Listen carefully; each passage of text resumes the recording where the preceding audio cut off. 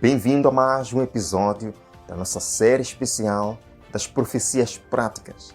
Este é o nosso 11º episódio. Estamos caminhando para o final desta série muito especial. Que Deus possa abençoar. E hoje nós vamos dar continuidade com a profecia de Apocalipse capítulo 13. Começamos no tema passado, falando sobre a besta que subiu do mar. Entendemos que a besta que subiu do mar representa também o papado, assim como o chifre pequeno lá em Daniel capítulo 7. Vimos muito bem que se encaixa na profecia, porque as características do chifre pequeno são semelhantes às características da besta do mar. Vimos também que o papado é representado na profecia de Apocalipse como sendo a mulher, Babilônia, em Apocalipse capítulo 17. Não se trata de preconceito religioso, trata-se sim do estudo profundo das profecias. Vimos lá em Apocalipse capítulo 17 que a própria Bíblia, a própria profecia nos dá as descrições desta Babilônia, vestida de púrpura e escarlata. Vimos, de acordo com as enciclopédias católicas, que estas são as vestimentas do clero, as vestimentas da liderança católica romana. Hoje, nós vamos aprofundar Apocalipse capítulo 13, começando do verso número 3. Venha comigo para esta oração, buscando aqui a presença de Deus, que Ele possa iluminar-nos, que não haja dúvidas sobre isto. Bom Pai, bom Deus, o louvamos por mais uma chance de estarmos aqui para estudar a Tua Palavra. Ilumina o nosso entendimento, dá-nos força e fé para aceitarmos isto, ainda que doloroso, Senhor, porque o Senhor é quem abre a ferida, o Senhor mesmo é quem fecha, é quem cura. Dá-nos, Senhor, capacidade para discernir isto. Em nome de Jesus. Amém. Aleluia. Pegue sua Bíblia. Apocalipse capítulo 13, verso número 3. É dito: Então, viu uma de suas cabeças como golpeada de morte, mas essa ferida mortal foi curada, e toda a terra se maravilhou, seguindo a besta. Queridos irmãos, nós entendemos ao longo dos estudos passados que Roma papal teve um domínio longo de 1260 anos, sim, a Idade das Trevas, que em Daniel é descrito como um tempo, 2 tempos e metade de um tempo, em que a Igreja de Cristo, aquela igreja de Apocalipse 12, foi perseguida, sim, pelo poder católico romano. Mas a Bíblia está nos dizendo que haveria uma ferida mortal sobre a besta de Apocalipse 13, sobre o poder papal, mas que essa ferida mortal seria curada. E o mundo todo, pela cura dessa ferida mortal, seguiria e adoraria a besta. Queridos irmãos, vemos aqui no verso número 5. Foi-lhe dado uma boca que proferia arrogâncias e blasfêmias e autoridade para agir 42 meses. 42 meses são quantos dias, irmãos? 42 meses são quantos dias? Faz aí as contas. 42 vezes 30. 1260 dias. Que em profecia são 1260 anos. É o poder papal descrito aqui. De 538, vimos muito bem, até 1798. Nesse ano, queridos irmãos, houve uma ferida mortal sobre o poder papal. Uma ferida mortal. Em 1797, quando o Papa Pio VI ficou gravemente doente, Napoleão Bonaparte da França ordenou que, caso o pontífice Papa Pio VI morresse, nenhum sucessor deveria ser escolhido. Ficou assim. Mas o Papa Pio VI se recuperou. Ele voltou ao seu trono. Foi então que Napoleão Bonaparte, no dia 13 de fevereiro de 1798, enviou o seu general Berthier para Roma. E lá ele prendeu o Papa Pio VI e proclamou república. Queridos irmãos, na verdade foi em 10 de fevereiro de 1798. Nesse ano, amados irmãos, houve a ferida mortal sobre o poder papal. O domínio papal foi quebrado. Terminaram-se os 1260 anos de perseguição, de domínio papal, de idade das trevas. Está claro? Como a profecia é clara este assunto. Como Deus trabalha com o tempo. Queridos, Daniel, que viveu muito tempo antes de Cristo, disse muito bem que o chifre pequeno dominaria por um tempo, 2 tempos, metade de um tempo, 1260 anos. Isso se cumpriu. Se cumpriu. Milênios depois. Como Deus revela o futuro, queridos. Vemos aqui no livro História da França, só para comprovar que não estamos inventando nada aqui. A história confirma os fatos proféticos. É dito, o Papa, nesse ano 1798, não mais exerceria nenhuma função. Está aqui. O livro História da França, volume 2, página 365. Nesse ano, o Papa não mais exerceria nenhuma função. Foi a ferida mortal sobre o papado. Nesse tempo, nesse ano, o papado perdeu a supremacia, perdeu o poder, mas ainda tinha o seu Estado. Sim. Notem, em 1871, Garibaldi unificou os estados papais. Então, com isto percebemos que a besta do mar teve uma ferida mortal em 2 fases. A primeira aconteceu em 1798, ao final dos 1260 anos, quando perdeu o quê? A supremacia. Mas em 1871, com a Revolução de Garibaldi na Itália, Roma perdeu os estados, sim, os estados daquela doação de Constantino, que eles enganaram o rei Pepino Breve de que as terras dos bizantinos haviam sido dadas ao papado. Garibaldi tomou essas terras e eles, os papas, ficaram como que prisioneiros numa antiga residência no castelo de Gondolf até o ano de 1929. Sim, isso é história. Isto é história. Agora, pasmem. No século XX, coisas impressionantes começaram a acontecer. Então lembrem que durante este período de 1798, 1871 até 1929, os papas existiam. A Igreja Católica existia, mas não tinha poder. Não tinha o quê? Poder. Não tinha também um Estado, certo? Esta é a ferida mortal. Mas agora, no ano de 1919, escute bem, no ano de 1919, formou-se na Itália o Partido Católico, porque eles existiam. Não tinham poder, mas tinham muitos adeptos. Formou-se o Partido Católico. Nesse mesmo ano, Benito Mussolini, que é um jornalista de Milão, organiza o Partido Fascista. Conhecemos muito bem o Partido Fascista, ditador. Em 1920, Mussolini elegeu-se para a Câmara dos Deputados. Em 1922, 50 mil milicianos tomaram parte na famosa Marcha sobre Roma. Agora, queridos irmãos, o rei da Itália, naquele momento, chamou Mussolini e deu-lhe um espaço no governo para evitar o quê? Derramamento de sangue. Nas eleições de 1923, os fascistas conseguiram a maioria na Câmara dos Deputados. Agora, algo interessante aqui. Quem foi que ajudou Mussolini no século XX a alcançar esse poder? Quem foi que ajudou? Bem, vamos aos historiadores. É dito aqui neste livro. Não há dúvida de que a Igreja Católica Romana colocou Mussolini no poder a fim de conseguir o quê? O Tratado de Latrão, falaremos daqui a pouco. O Papa exigiu que os católicos deixassem de participar na política.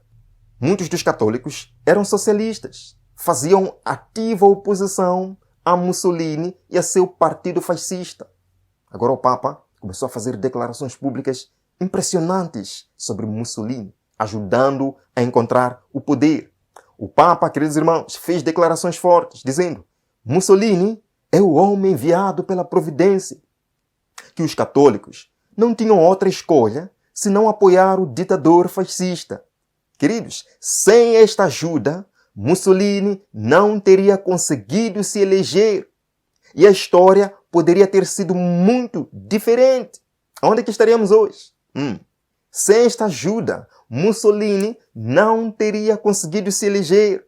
Não teria sido o primeiro-ministro da Itália. Agora, como se diz, ajude alguém. E você, moralmente, como se diz no mundo hoje, moralmente você tem que dar uns trocados a essa pessoa que te ajudou, não é? O Papa ajudou, fez campanha para Mussolini. Mussolini ganha poder. Agora Mussolini tinha que fazer alguma coisa para agradecer o poder papal, que de fato estava prisioneiro no castelo de Gondolf, que não tinha muito poder. Queridos, foi então que no dia 11 de fevereiro de 1929, sim, foi assinado entre Benito Mussolini e Pietro Cardinal Gaspari, católico romano, o tratado no Palácio de Latrão. Daí que chamamos o Tratado de Latrão. Restaurando o quê? Restaurando o quê? O Estado do Vaticano. Queridos irmãos, vemos aqui, neste livro de Don Sharkey, Pio XII e o Vaticano, na página 110, é dito, por ele quê? Pelo Tratado de Latrão, era concedida ao Santo Padre soberania completa sobre a Basílica de São Pedro, o Palácio do Vaticano e outros edifícios do Vaticano. Era criado assim um país de nova espécie, queridos irmãos. Houve uma cura aí. É criado o quê? Um novo país. O menor país do mundo. A cidade do Vaticano, com seus 108 acres de terra, correspondente apenas a 2 vezes o Jardim do Capitólio em Washington. País muito pequeno, mas poderoso, amados irmãos, poderoso. Então compreendem. 1929 tem uma importância histórica no cumprimento da profecia. Apocalipse capítulo 13, verso número 3. Entendam, amados irmãos? Houve uma ferida mortal em 1798, 1871 com Garibaldi, mas a ferida seria curada. Estamos vendo aqui, 1929, fatos históricos, amados irmãos. Vemos aqui, neste livro, a Nova Enciclopédia Católica, volume 14, é dito: Lo Stato della Città del Vaticano é o nome oficial do Estado independente criado em 1929 pelo tratado aonde? No Pacto de Latrão. Note, o papado, conforme eu disse há pouco tempo atrás, teve 2 fases de ferida mortal. 1798, quando perdeu o quê? A supremacia. 1871, quando perdeu o quê? O Estado. A cura da ferida mortal também é em 2 fases. Em 1929, houve o restabelecimento do quê? Do Estado. Ainda falta a segunda cura da ferida mortal, quando vai restaurar o quê? A supremacia perdida. Falaremos daqui a pouco. No mesmo livro é dito o seguinte: as pessoas que tiveram a sorte de se encontrarem em Roma em 11 de fevereiro de 1929, é interessante, amados irmãos, quando Napoleão Bonaparte enviou Berthier para colocar uma ferida mortal no papado, foi quando? 11 de fevereiro. A cura da ferida mortal em 1929 foi quando?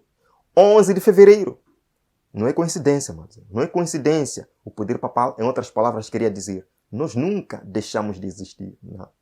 Houve um mal-entendido em 11 de fevereiro lá, mas em 11 de fevereiro aqui estamos dizendo, estamos dando continuidade ao nosso poder. Nunca paramos de existir. Queridos irmãos, continuando.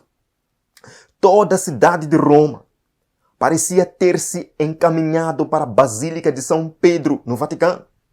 Mais de 70.000 pessoas de todas as categorias, desde o homem do campo até o fidalgo, acotovelavam-se no interior da Basílica, desta Basílica aqui, em 1929. Outras 200.000 pessoas esperavam na praça, debaixo de chuva. Sim, foi um dia chuvoso. Quando Benito Mussolini assinou aquele pacto de Latrão, foi um dia chuvoso, amados irmãos. Mas as pessoas estavam lá para ver isto. Então esta data tem uma importância na profecia. Por fim, soaram as trombetas de prata e o Santo Padre deu entrada na Basílica, no seu trono portátil. Estava paramentado de branco e trazia à cabeça a tríplice coroa. Queridos irmãos, é a cura da ferida mortal aqui. Sim, o Papa em seu trono portátil, sendo carregado naquela procissão. Sim, queridos irmãos, vestido de branco e trazendo à cabeça a tríplice coroa. É um evento histórico Lemos aqui. Esta restauração do poder temporal passará à história sob o nome de Tratado Político de Latrão. Agora escute bem aqui. Assim, a Santa Sé recobra aos olhos do mundo, sim, aos olhos do mundo, com a sua independência, o principado civil necessário a seu magistério universal. Queridos irmãos, o poder papal quer restaurar a supremacia universal, quer restaurar a supremacia perdida. E a Bíblia nos diz claramente, a ferida foi curada. Sim, e porque a ferida foi curada, o verso número 4 nos diz, e adoraram o dragão, porque deu a sua autoridade à besta. Também adoraram a besta, dizendo, quem é semelhante à besta, queridos irmãos? Quem pode pelejar contra ela? Depois de 1929, o poder católico romano é o mais reverenciado, mais aclamado, mais admirado, diz a Bíblia. Quem pode pelejar contra este poder? Quem é semelhante a este poder? Quem pode pelejar contra a besta? Quem pode pelejar contra este poder? Quem é semelhante a este poder? O porta-voz da paz mundial. A Bíblia nos diz que o poder católico romano, a besta que subiu do mar, nos últimos dias será adorado. A palavra aqui, amados irmãos, é adoração. Será um poder aclamado, adorado, muito respeitado. Todos os líderes da terra vão lá, se ajoelham diante dele buscando conselhos. Quem pode pelejar contra este poder? Estão falando aí, amados irmãos, guerra no mundo. Mas quando esse poder aparece, todos se encurvam, dizem sim, temos que buscar a paz. Este é o poder descrito na profecia. A questão aqui é a adoração. Vemos, amados irmãos, imagens tristes. Nós precisamos convidar essas pessoas maravilhosas à verdadeira adoração. Apocalipse capítulo 14 convida o mundo a adorar o Criador. Mas estamos vendo que o mundo está adorando a besta. O mundo está adorando Roma. Nós somos convidados a pregar o Evangelho. Amado irmão, se em algum momento você está reverenciando este poder, convido você a abandonar este poder hoje, porque a profecia é muito clara. Nos últimos dias, este poder será adorado. Mas adorando este poder, tenha certeza, você está adorando o dragão, Satanás. Vemos aqui imagens tristes, pessoas maravilhosas, aclamando, adorando, reverenciando este poder. Esta profecia se cumprindo nos últimos dias. Eu vou dizer uma coisa para você, de todo o meu coração. Nós estamos vivendo no terreno profético. Roma quer restabelecer a supremacia perdida em 1798. E nós estamos vendo que o mundo, cada dia, está se preparando para essa nova supremacia. Você pode perguntar, como é que é possível isto neste século XXI? A profecia nos diz. Se a profecia nos diz, nós não podemos duvidar, amados. Nós não podemos duvidar. E eu convido você, amado irmão católico, convido de todo o meu coração, porque eu amo você. Eu amo você. Deus me chamou para alertar você. Não adore este poder. Não reverencie este poder. Adore a Deus, o único Criador dos céus e da terra.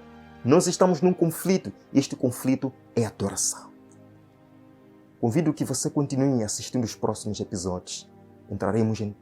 Continuaremos com Apocalipse capítulo 13, entraremos mais fundo e veremos aonde nós estamos hoje e de que lado nós precisamos estar. Mas eu convido, adianto dizer, fique do lado de Cristo, do lado da verdade, porque a verdade liberta.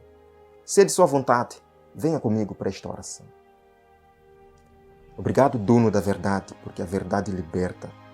Vimos hoje como é que a besta do mar em Apocalipse 13, na visão que o Senhor deu a João, teve a ferida mortal e como é que se recuperou da ferida. Hoje nós sabemos exatamente onde é que estamos. No momento em que o mundo, infelizmente, pessoas sinceras e maravilhosas estão adorando a besta. É nosso dever, ó Pai, convidar essas pessoas à verdadeira adoração. E eu convido ao meu irmão que está ouvindo isto talvez pela primeira vez. O Senhor conhece o seu coração, sabe o que ele quer. Ajude o Senhor a tomar a melhor decisão hoje. quer estar ao lado da verdade. Entrego Ele nas tuas mãos. Que seja feita a sua vontade em nossas vidas. Em nome de Jesus. Amém.